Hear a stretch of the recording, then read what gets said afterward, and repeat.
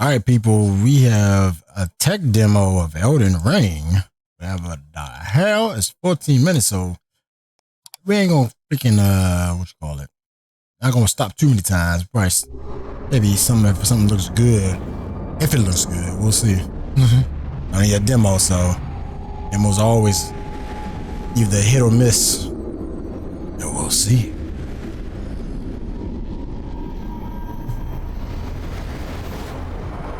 State of Unreal?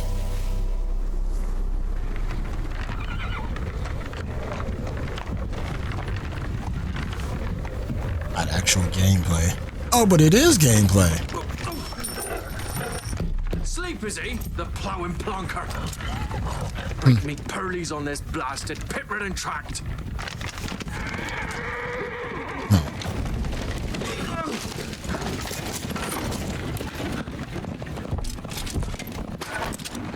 With fear not dry road. Aye, the devil's out there! Running from!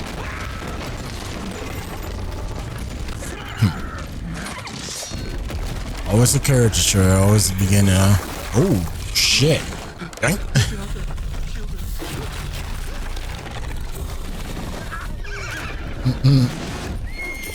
Boy got young. No. All good. Hey.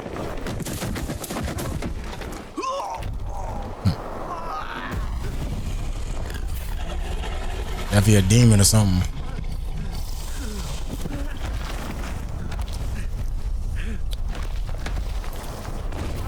Big boy. Yeah. Yep.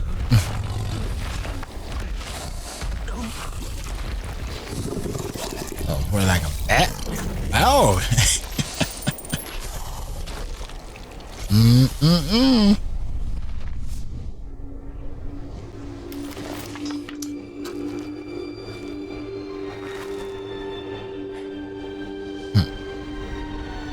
I don't know if it's the video, but it looked like they got a blur on it. Could be. Let me test it. I got a blur almost filter. had me fooled, Fruin. Yeah.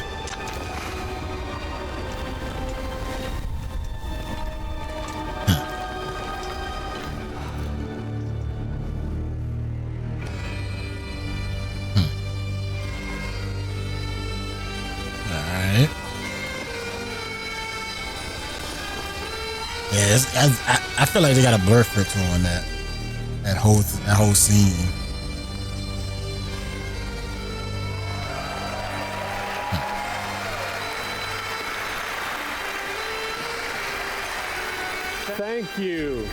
Thank you everyone, and welcome to the State of Unreal at Unreal Fest Orlando. We're here to show you what's next with Unreal Engine and so much more. We are thrilled that you're able to join us. Thank you. But first things first, I'm here with Sebastian and Kitek from CD Projekt Red. We have a lot to talk about. Yes, you do. Hey, guys. Hey. Thank you, Wyatt. Thank you, Wyatt, and hello, everyone. With The Witcher 4, we're stepping things up. Right. And to do that, we needed the right partner. One that truly understands that great open-world games are all about art and technology coming together. For sure. Yeah, and look, our goals are completely aligned here. And around the launch of UE5, your awesome team at CD Projekt Red announced a collaboration to make open-world development in Unreal even better. And it's an opportunity, we just couldn't pass it up. So we've been working on a technical demo together to achieve just that. I think we should take a look at it. You guys ready? I bet they got that idea when they saw the Matrix little game and it was that big ass open world. Hey, we need that type of. Kitek is going to play the build for us. Sure, let's do it.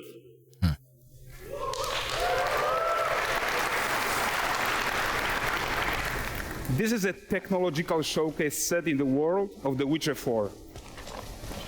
What you just saw and are going to see now is running on a standard PlayStation 5 at 60 FPS with ray tracing. So in the game, you'll be playing as Ciri, a professional monster slayer, a witcher. She explores the world and hunts down monsters for coin. The region we are in is called Kovir, and you'll get to explore it in a game. Right now, Ciri is investigating a monster, and after gathering new clues, she is heading back to a nearby village. I'm looking all the way in the outside field. That's what I'm looking at. See if anything like Alright, pops everyone. up and pops out, Kelpie. you know? Let weeds be weeds, Kelpie. So just like Geralt had Roach, Ciri has her own no loyal Roach. companion. We return to town. These two characters need to feel like one. Since you're gonna explore the world on horseback, riding needs to feel seamless, natural, and just fun. Yeah, and to support that, we're introducing multi-character motion matching in Unreal. So Ciri and Kelpie, they're perfectly synchronized when mounting from any angle and speed. And we also support root motion movement on Kelpie, so controlling her feels realistic and grounded. Of course. And there are also some really nice improvements to our Unreal Chaos Flesh Solver and these machine-learned deformations. So you've got realistic muscles moving and stretching under Kelpie's skin without compromising the performance there.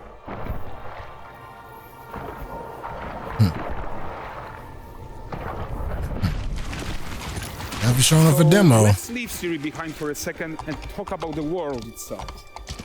So much of the Witcher world is natural, organic, especially Kovir with its dense forest and wild nature. Get to the Yeah, and gameplay, wild baby. nature is Or get to hard. the action, I should say. And with nanite geometry, we've freed story. artists from so many of their old constraints. But we don't want to rest until everything we do in Unreal has that same spirit of freedom. There's always more work to do. And foliage is a huge piece of that puzzle. So we are excited to introduce nanite foliage. And in order to achieve gorgeous foliage density everywhere, while still being memory efficient, It's definitely gonna be like a fast to big render, ass we believed shader a new loader. idea was needed. So instead of the same card approach we've been using for the past 20 years, artists should be free to take a nanite approach to foliage, modeling every single leaf and pine needle. That's gonna take And time. the old LOD tricks of the past, they needed a complete rethink. And in their place, it's a new adaptive voxel representation in nanite. It's volumetric, it's fully 3D, it is super fast to render. Oh, that's And good. these dense clusters of triangles turn into these cubes, which at a distance, they're no larger than a pixel, and they react to the changing light of our dynamic sun and our shadows, and they allow artists to render whatever amount of foliage is needed to achieve their vision without compromise. And no compromise means how ambitious we are when it comes to bringing our vision to life with incredible visuals. But more than that, together with Epic, I think it was like Unreal 2 or 3, like 3 point maybe 5 or something like that. And it was like, you can like see the render. I think it even had, I think it was 4 also, I believe. I think sometimes in Final Fantasy 7, like certain spots will pop up and pop out, pop in or whatever.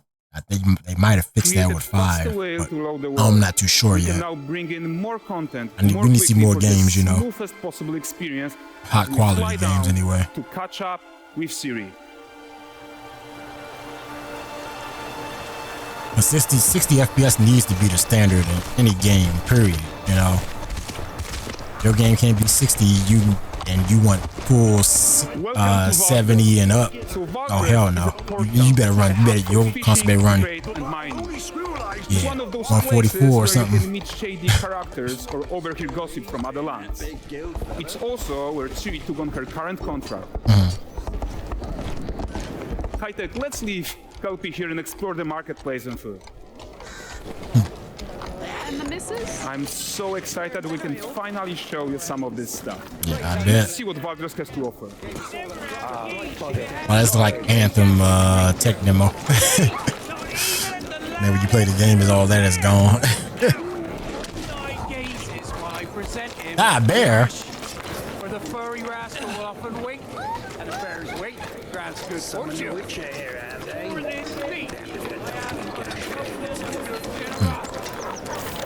Let's be real. People gonna be running. They gonna be walking. Well, some people might be. I might be walking. Character actions directly affect what happens around you, sometimes even setting off chain reactions. Everything is working together. That's probably the Unreal animation animations, all the standard ones. Oh, look at this poor gentleman being taught how to fly by an angry innkeeper. Damn. That's what happens when you cheat at Gwent. Last of it, is it? Running away. Silver, round, what jingle in the purse. A one-legged man in an ass kicking contest. So this is the guy who gave the series the quest his own. Like you probably suspect, he has his own agenda in all of this. Off your tits again, Wilfred. Get your ass up. I'm definitely not a fan of that blur at all in this demo. A typical day's toil. Looks so bad. With tourists. One using my wagons. No eternity is taking that damn salt to arrive. You know it's a demo. Fair enough. That's a bad. And, Yeah. well, suffice to say, they'll not reach you. As for the salt, found not one speck. I presume this comes as no surprise to you. Now. Kavir's smuggling trade is of no concern to me. Shush, shush, shush. The manticore that flattened your cart and devoured your men, quite the opposite. Manticore. No, them winged hellspawn dwell in the arse end of Creighton. While Siri decides what to do about that merchant, let's take a look at the character technology that powers this marketplace. Why don't we listen in on these fishmongers? They're selling their wares, chatting up customers. Morning, catch fishes. Won't find none fresher. Bring me ladies after one of those. Get this cleaned and gutted for you. You mind, dearest? Into seeing something more. Got mackerel, cod, all Braxton's finest. It's still funny to me with the thing at the bottom says not actual gameplay when it actually is the game. Unreal smart The objects, actual game. chaos cloth, and more. Actual game. Yeah, and all of this exists to make sure that the gap in quality between Siri and NPCs is as small as possible. Yeah, and closing that gap, it's not just about fidelity, right? But also authenticity. Yeah, They should react to atmosphere, changes in the pretty world much. around them. Yeah. But the prisoner in Pillory isn't exciting enough for Valdrest.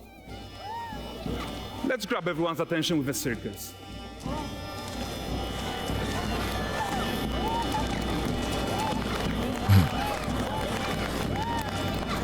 But the great performance deserves a huge Nah, what they shout-out. need to do is Let's show rock the it up. performers walk up on stage and then perform. Yeah, that's what they should do. So you are seeing tons of optimizations here to many of Unreal systems, Yeah. including an entirely new Unreal animation framework. I mean, but we allowing kinda us to saw this fit easily before in our also. 60 FPS budget, not just in rendering, But they couldn't but render also the with room to background and spare stay on the game rendered, thread. pretty much. Over 300 animated skeletal mesh agents all going about their business. And the whole point is to leave breathing room for developers like you to introduce the gameplay and the systems that your players expect, empowering you to make your worlds come to life without Unreal standing in your way. You are right. That's the open world RPG that we're making. That's also the console But before problem we wrap also. up, how about one final check-in with Siri? They can't handle it.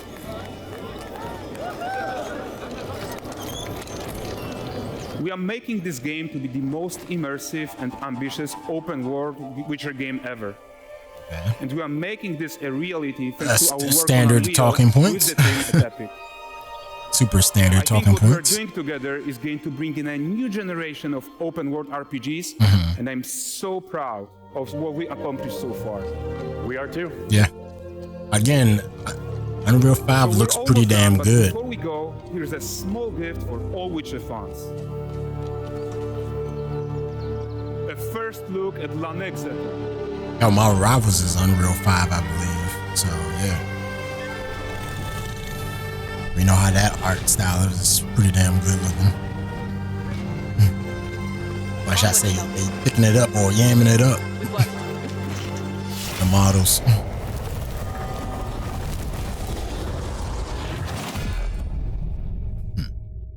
That it? Oh wow, that is.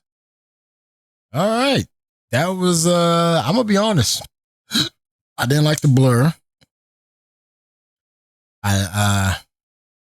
The model animations, I kind of think that's already standard with Unreal 5 with all the animations, like over 1,000 animations already like baked into the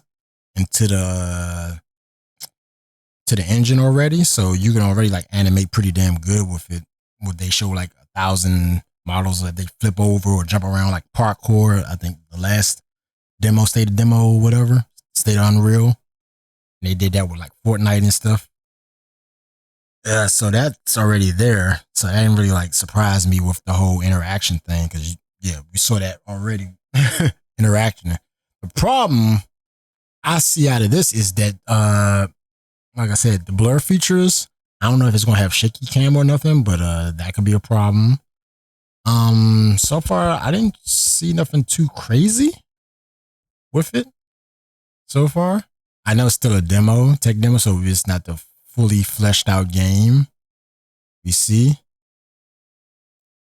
But yeah, that blur feature in the game is pretty damn I'll turn that damn thing off so goddamn fast. I hate anything that's like blurry to my eyes. My eyes already have like problems already, you know. And you put a blur thing on top of it. Yeah. No. Just no. Of course, the night stuff I think was already in. Like I said, that's a part of the engine already, I think. So they just adding more stuff to the engine. And like I said, pretty little words. But you know, we looking for gameplay like this. And we're looking for action. And that's the one, I'll say that's the one downfall of this game, tech demo so far. It showed the world, but then it showed the gameplay in a sense of action.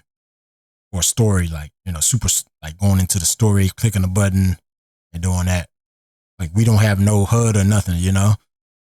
If you see HUD, gameplay, and action, because we need to see what the hell we're going to be doing. You can't have a Spider-Man game and you just freaking swinging. Well, you could swing around, but you ain't punching nobody. You ain't talking, you ain't helping no, citizens out, you know? Just Peter Parker walking around the neighborhood. Ah, man, you want to see some action. But yeah, we've seen stuff like this before, photorealistic mode and all that other stuff, images. So yeah. Anyway, I'll say it was all right. I need to see more. If I had to rate it, I'll give it a 2 out of 5. I would say 1, but nah, I ain't gonna go that hard on the real 5. Still pretty, still look good. Bad, yeah. But bad features showing off certain things. Yeah. But yeah, there you go.